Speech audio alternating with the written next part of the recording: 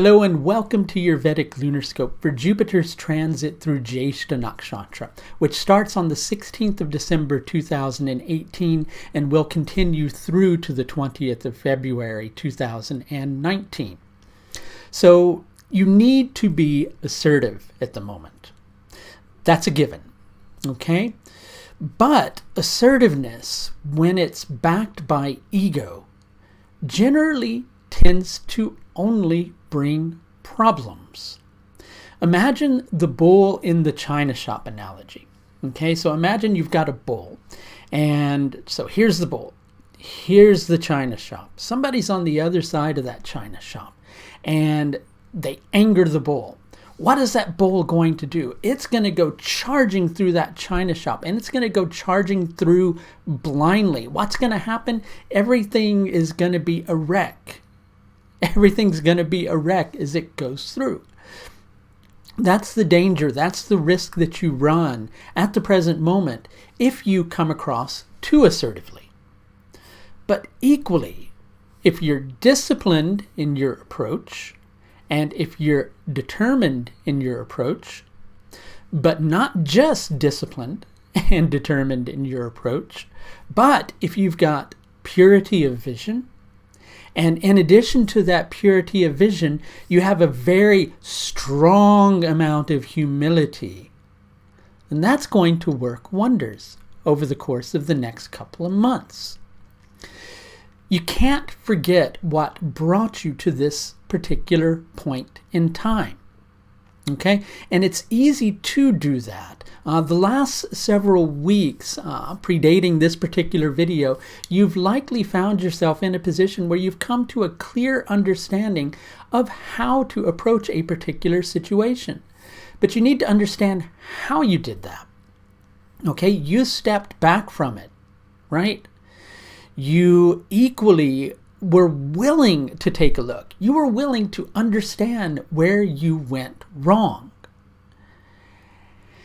Then, when that information came to you, you set a course for the future. Now, if you embark upon that journey and you remember 24 of those 25 things that you learned, but you forget that last thing, which was the most important and the most vital element of what you just experienced, then what good can the situation that you've been through do for you? What good can all that you have learned be for you if the moment you begin to take action, you forget the most important lesson of all? And so now you're scratching your head and you're going, what is that most important lesson? Okay, let's analyze that. All right. So quite often when we find ourselves in a position that means that we have to summon a lot of strength in order to deal with a difficult situation, when we see something that needs to be achieved and it appears to be overwhelming, well, then we go, I'm going to need every last fiber of my strength in order to deal with this. And yes, that is definitely the case. You are going to need a lot of your strength in order to deal with this situation. Equally, when you come to an understanding of how you can approach that particular situation, and you immediately go, wow, that was really smart of me to really become switched on like that. I did a really good job. I'm going to pat myself on the back and recognize all that I've done. Well, sure, you might need a little bit of a congratulatory pat on the back. But if you think that it all came because of you, well, I've got news for you. You're going to find out that it didn't. But equally, if you then go the other direction and you go, that was really egocentric of me. Now I feel like a complete idiot. I'm not worthy of coming to that understanding. And then you go back in the other direction. Well, then that thing that you've got to achieve is going to tower over you. So that one important lesson that you forgot is humility. There's an old saying that says you have to bow to be blessed, and it's definitely true. It's definitely true. But what is it exactly that you're bowing to? Each individual has a certain amount of that divine energy within them. But the moment that you think that the ego, the egocentric mind, that's why I was beginning to point up there, is that divine energy, that's the moment that you become lost.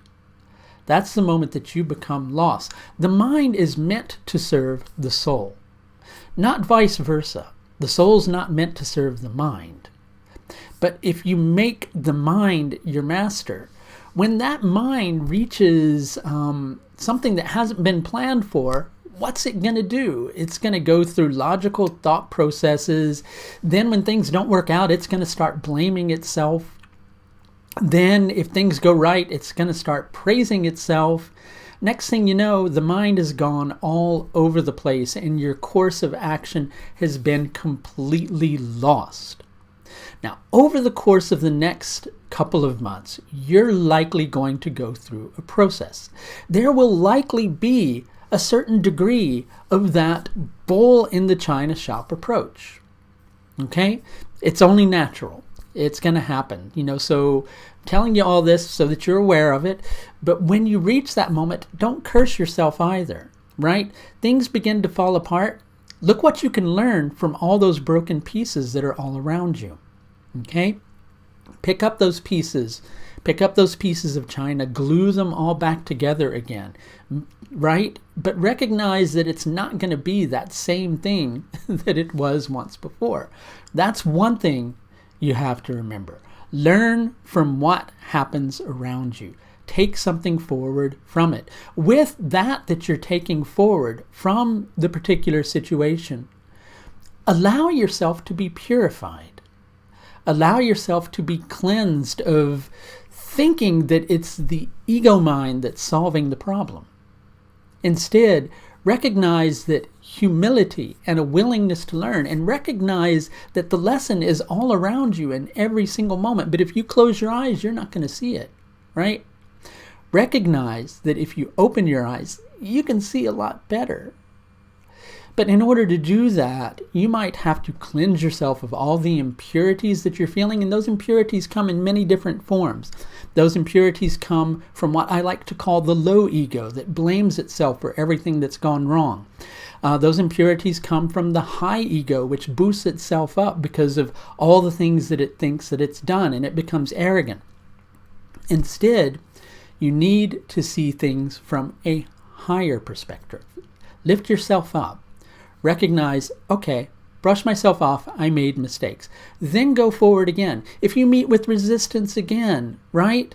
Rather than focusing there we go, focusing in such a determined manner, straightforward, try to have a more panoramic vision. Try to see things more clearly. Then you need to be careful with that panoramic vision too, because the wider your scope of perspective, the more that you can see that I could go this way, I could go that way, I could go this way. I don't know which of those ways I should go.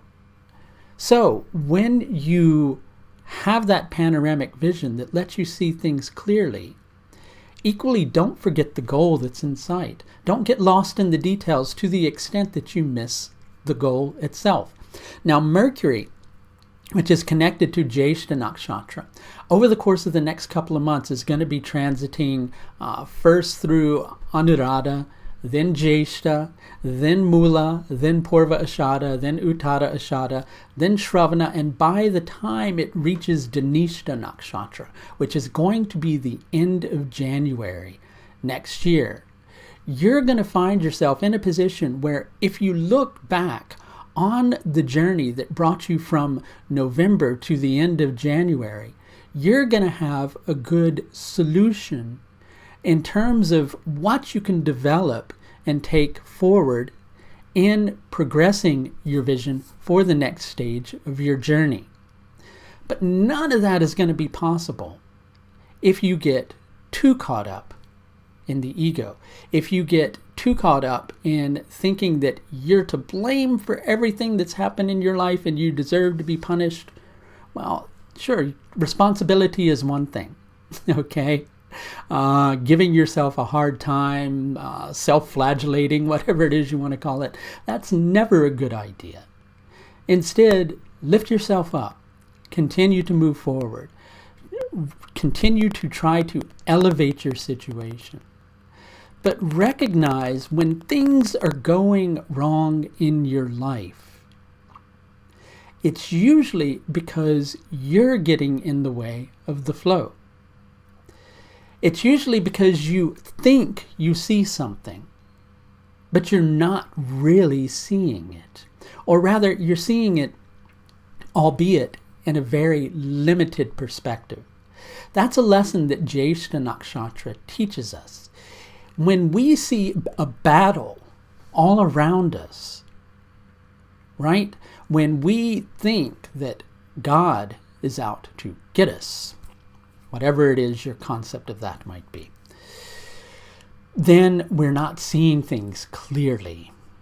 Our senses are deceiving us. Equally, when we let our senses control us, when we let them carry us in this direction, and we let them carry us in that direction, when we let our senses feed the mind, and then we let the mind run the show, whilst closing the heart down, and whilst closing our capacity to be humble down, then can we really expect something other than potential disaster?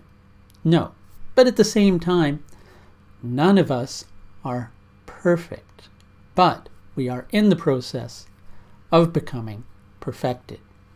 So if you need a little bit of help with the present journey that's going to be taking you from now, when you're watching this video, through the rest of the process of Jupiter's transit through Jyeshtha Nakshatra, I should mention that I do offer several different levels of astrological service.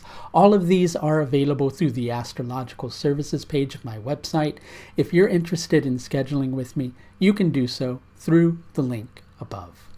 That's going to do it for this look at Jupiter's transit through Jyeshtha Nakshatra from the 16th of December 2018 to the 20th of February 2019. Until next time, please do take the very best care of yourself. Bye now.